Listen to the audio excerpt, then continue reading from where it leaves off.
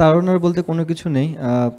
Obviously আমরা recent পাস্টে খুব ভালো ক্রিকেট খেলে এসেছি, এবং আমরা বেশ কিছুদিন আগে ক্যাম্পও করেছি। সো আমার কাছে মনে হয় আমরা ওয়েল প্রিপেয়ার্ড এশিয়া কাপের জন্য। অ্যান্ড অবভিয়াসলি এখানে সবগুলোই অনেক ভালো টিম এবং খেলাটা অনেক চ্যালেঞ্জিং হবে, এবং আমরা এই চ্যালেঞ্জ নেওয়ার জন্য মুখে আছি এবং আমরা আমাদের 100% দেওয়ার চেষ্টা করব এখান থেকে।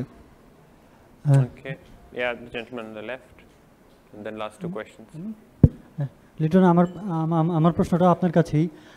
এখানে বারবার কথাটা আসছে যে আমরা তিনবার মানে বাংলাদেশ তিনবার ফাইনাল খেলেছে এশিয়া কাপের, আপনিও একটা পার্ট ছিলেন। একটা সময় ছিল যখন আপনি ড্রেসিং রুমে নতুন ছিলেন, আপনার গাইডেন্স দেওয়ার মতো ছিল, তখন মানে অনেক হাইপও ছিল, আমাদের স্টাররা ছিলেন সেই সময়।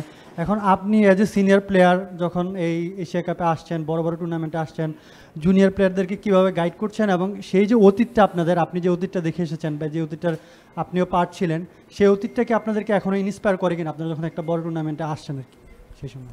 ডেফিনেটলি, আপনি যখন এরকম বিগ ইভেন্ট খেলবেন, অলমোস্ট রানার আপ হয়েছি আমরা বেশ কয়েকবার।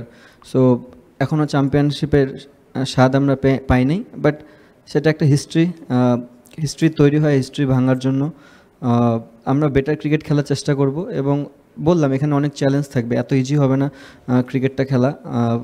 আমরা চেষ্টা করবো অ্যাজ এ টিম আমরা কীভাবে ডে বাই ডে ইমপ্রুভ করতে পারি এবং আমাদের 100% দেওয়ার চেষ্টা করবো, বাদ বাকি রেজাল্ট আউট হয়ে যাবে।